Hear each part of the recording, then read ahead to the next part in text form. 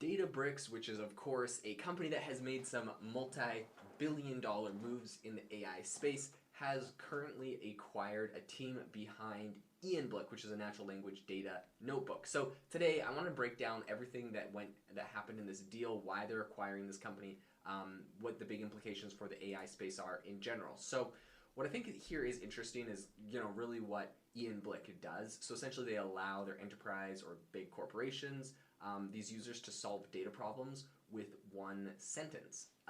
The acquisition that Databricks has just done is Databricks' fourth in the last year. This is following Arceon, which was $100 million, Mosaic ML, which I referenced earlier. They bought Mosaic ML last year for $1.3 billion, and then they also bought Okera, which they didn't disclose the exact sum of that deal. Have you ever wanted to start your own podcast? I record and publish podcasts on a platform called Spotify for Podcasters, and I absolutely love it. Essentially, you can upload from your phone or computer, and it distributes to every platform that plays podcasts. They support video podcasts, and you can make money on the platform with ads or even podcast subscriptions, something that has made my life so much easier as a podcaster. So if you're interested, I highly recommend you give it a try. You can download the Spotify for Podcast app, or go to spotify.com/podcasters to get started on your podcast today. This episode is brought to you by Shopify. Forget the frustration of picking commerce platforms when you switch your business to Shopify, the global commerce platform that supercharges your selling wherever you sell. With Shopify, you'll harness the same intuitive features, trusted apps, and powerful analytics used by the world's leading brands. Sign up today for your $1 per month trial period at shopify.com/tech, all lowercase. That's shopify.com/tech. So again, following that trend, we don't actually have a specific price disclosed for Einblick and for this specific acquisition right now, but we know based off of the things that they've been acquiring in the past, it's going to be substantial. So this acquisition that they currently have made is essentially aiming to enhance Databricks' enterprise data storage and analysis offerings. And really what this means is they're trying to compete with Snowflake, right? So Snowflake is has a very, very incredible valuation. They're another massive company in this space, and Databricks wants to be able to compete directly with them. So Databricks executives Ali Godse, Ted Tomlinson, Patrick Wendell, Prem Prakash, and Cassie Mao, all of them were commenting on this in a blog post recently that Databricks kind of posted for everyone to see when they made this big announcement. But this is what they said. This is really, it's kind of funny. They don't have a specific executive named here. They just have all of the executives named here. What that says to me is that probably someone from the communications department wrote it, and all of them just yeah, that sounds fine. Anyways, this is what the quote is. It says, the Einblick team has pioneered state-of-the-art techniques for translating natural language questions into code, charts, and models needed to generate insights. And this is really kind of the reason why they said they were acquiring the company and why they think it's a really, a good fit to merge this with Databricks. So Einblick was actually founded back in 2019 by MIT and Brown University researchers. So it's not, it's a fairly new company, but it's not something that came out in the last, couple of years. Which again, I think just kind of goes to my point of this is probably acquired for a decent sum of money. And Einblick, they essentially developed an AI native platform for simplifying data problems.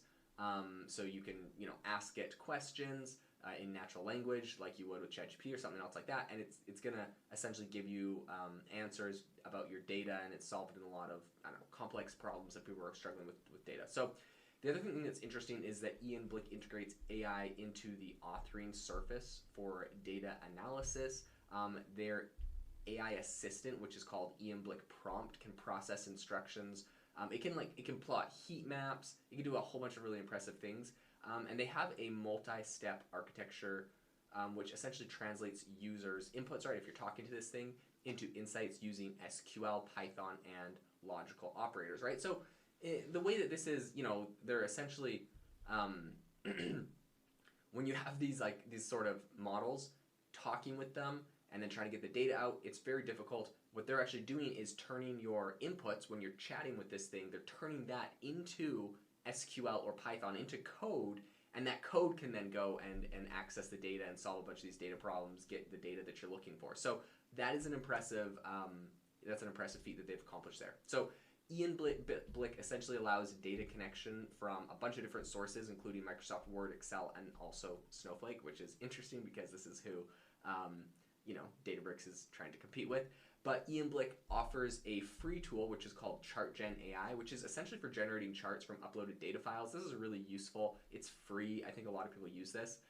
Databricks right now is trying to integrate Einblick's technology into its data intelligence platform, which is following the acquisition of Mosaic ML, right? They spent over $1 billion to acquire Mosaic ML. They're building this data intelligence platform. They really want this thing to be robust and to have a solid ROI after how much they've spent on it. And so I think this acquisition is to help flesh out some of the missing pieces to that offering. So Databricks' goal right now is to understand general language and decode company-specific jargon. This is a problem that a lot of corporations have, right? Like, it's not just, I don't think it's just company-specific. I mean, there's like industry-specific jargon, that's one thing. But when you get to the company-specific jargon, like a company has special words for special things, it's really complex. It's hard for contractors or new people to come in and make the changes they need to even understand what's going on and what we're calling things. And so I think that's an interesting problem they're trying to solve. This is something that Emmanuel Zigron, who's Einblick's founder and is the founder and CEO, said.